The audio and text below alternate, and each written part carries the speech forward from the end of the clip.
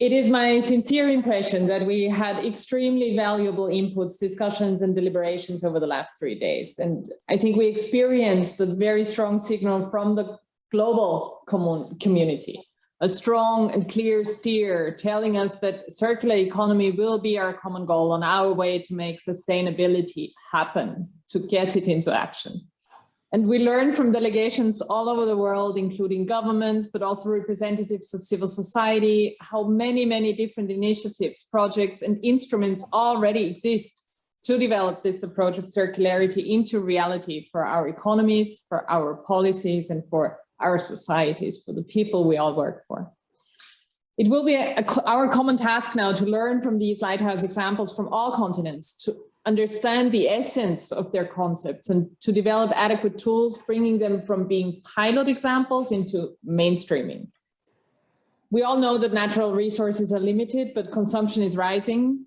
Circular economy is clearly linked with our fight against climate change. Also, that has been noted several times already, also today.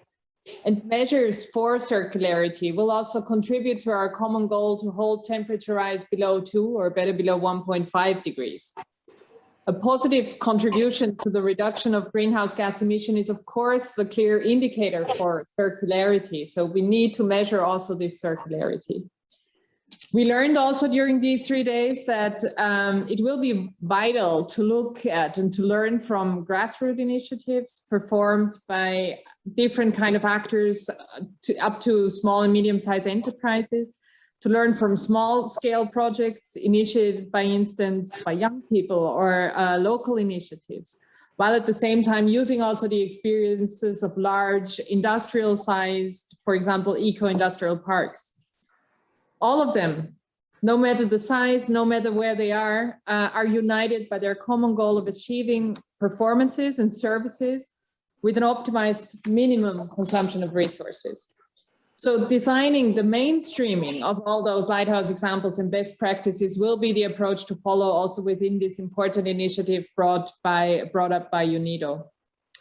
I think these 3 days clearly demonstrated that citizens around the globe recognize the need to strengthen the country's industries and thus increasingly link public efforts to ensure that industries make resource efficiency a central aim in itself is really strongly supported. And sustainability and resource efficiency as an aim in itself is something else than failing to pass the factory gate.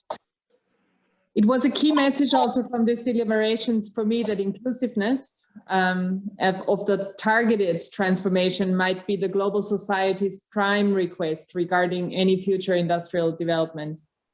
And I think during the past 3 days, we experienced all dimensions of circular economy we might embrace, approaches that cover all the 5 dimensions of circular economy that we started with, from improving the efficiency with which materials are used, extending the amounts of time that products are in use, using products more intensively, substituting service and software solutions for physical products, and recycling the materials contained in products at the end of their useful lives. At the same time, and I think it's really important, we also look at this very carefully. We learned about possible obstacles and the need for favorable conditions necessary to pave this way towards circularity.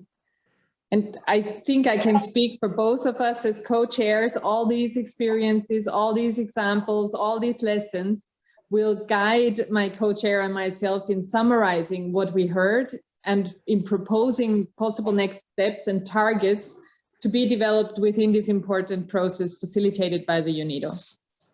I think we probably all agree there is no one-size-fits-all definition that we could embrace of circular economy. But I think the global consultations of UNIDO are very timely to explore the ways we can align our common aims.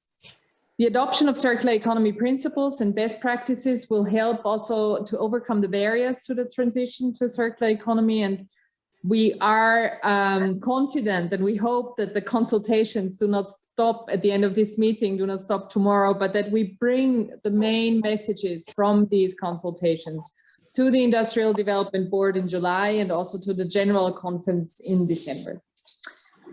I'm really very grateful for all the experience, for all the insights that were shared. And I would really like to thank all of you at the end for your commitment and for your ambitious contributions, for your calls to boldness, to action, to implementation.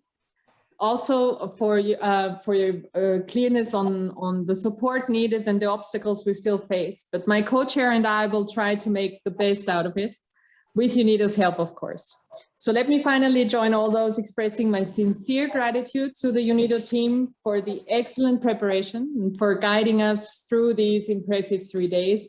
I'm looking forward to the work ahead of us, but it was a joy and an honor for me to act as your co-chair. And with that, I'm handing over again to you, Andrea. Thank you a lot.